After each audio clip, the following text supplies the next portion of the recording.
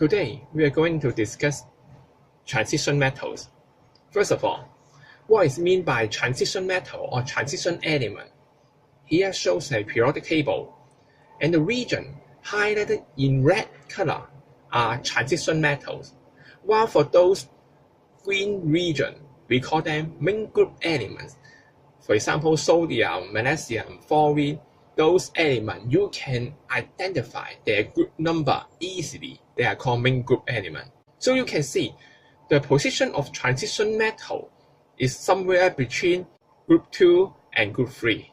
Start from period 4. The physical properties of transition metals, first of all, they got high melting point and boiling point. Here shows an example. I give you the melting point of sodium and iron. So you can see the melting point of iron is much higher than that of sodium. If you still have no idea what I'm talking about, now give you pictures. On the left hand side, from the experiment between sodium and water. So the observable change will be sodium melt into a silvery ball.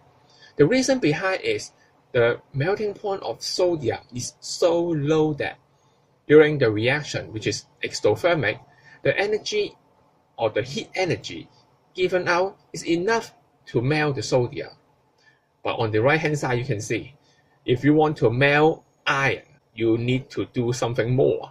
The second one is high density. Transition metal or transition element got higher density than other metals from main group. For example, those what we call heavy metal are all belongs to this region. The definition of heavy metal no need to memorize because we have not a clear-cut definition.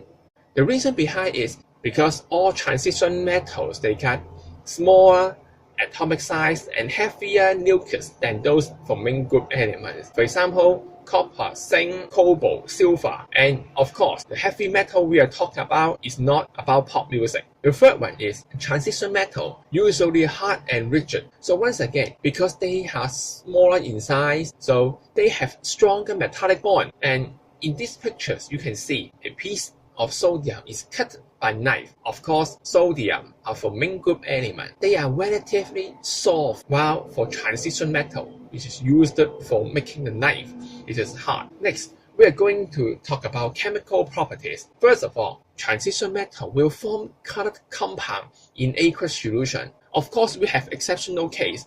For example, zinc iron. And in these pictures, you can see all colored iron solution you learn in grade 9 and grade 10 belongs to or come from transition metals. While for those compounds from main group element, their aqueous solution will be colorless. Now, I need to emphasize their solution will be colorless, but the compound from main group element usually white in color when this is a solid. So next time, do not say the compound form white solution or white aqueous solution. This is not the case. But why they are colored? White light actually is a mixture or composed by a series of color from red to violet, or you may say it is from rainbow color.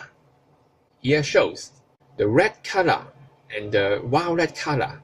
Their difference will be the wavelength. So if you do not study physics, maybe you don't know what I'm talking about, but this is not important. All you need to understand is the longer wavelength is red color and the shorter wavelength is violet color.